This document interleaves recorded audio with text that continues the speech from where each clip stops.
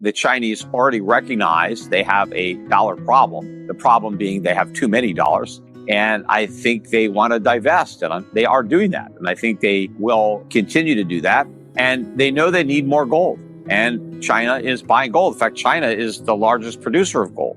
So that makes it easy for the Chinese government to acquire it because it's being produced within their borders. But they're also importing gold and buying. And that's going to continue. Russia, too. I mean, Russia's already bought a lot of gold. They're going to buy more. Not only is it a bad idea for all these countries to accumulate paper dollars that are just going to lose value through inflation, but they're also risking losing those dollars due to sanctions or losing access to the banking system because the United States decides to impose sanctions because they don't like a particular policy that they pursue. So I don't think any sovereign nation wants to be beholden to another foreign power like that. I don't think China wants to see what happened to Russia happen to it, because there clearly are things that the Chinese might do that we object to. And so I think that they want to own a reserve asset that the United States doesn't control and doesn't have any influence over, and that would be gold. But also, I think the Chinese economy has suffered from its trade relationships with the United States in that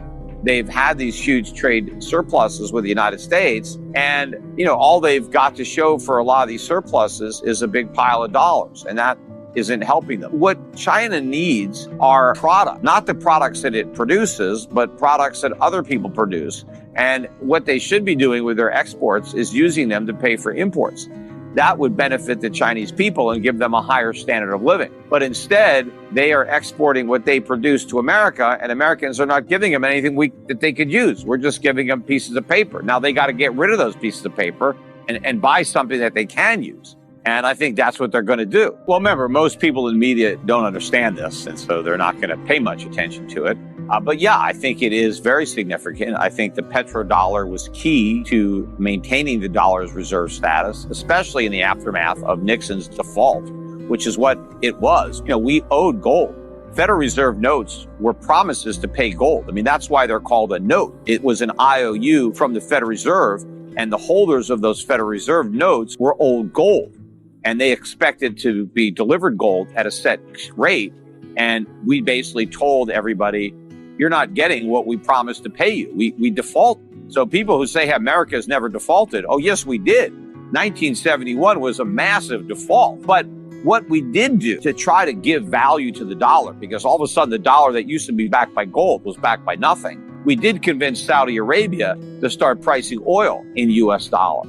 And so we told the world, look, we're not going to give you any gold for your dollars, but you can take them to Saudi Arabia. They'll give you oil. It wasn't at a fixed price per barrel, but they would at least accept them, right? That created some demand for dollars, because if you wanted to buy Saudi Arabian oil or OPEC oil, you needed dollars. And so if you didn't have any dollars, and if you didn't have any oil, you could earn dollars through your exports and then take those dollars and buy oil. And so that's what helped give the dollar value. But what's happening right now, and it's pretty obvious, that a lot of the oil exporting countries are trying to get out from under this and are pushing back against the idea of selling their oil in US dollar.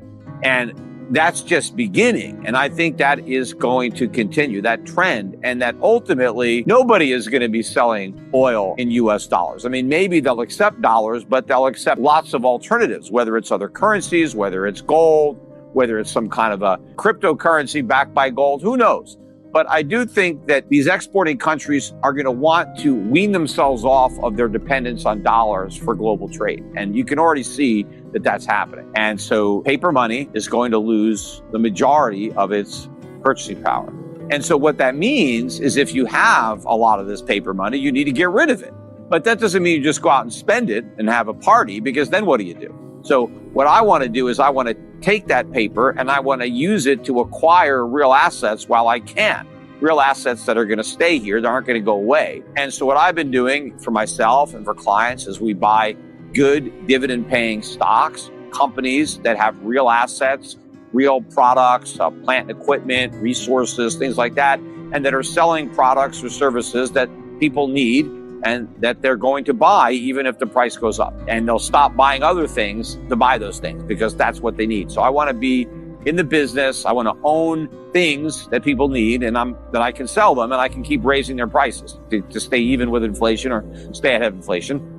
I also own a lot of the resources, the commodities and the raw materials that governments can't print that are going to be a lot more valuable in the future. I also recognize that in a post-US dollar world where the dollar crashes, I think the biggest winners are going to be a lot of the emerging market economies that I think have been held back by the dollar.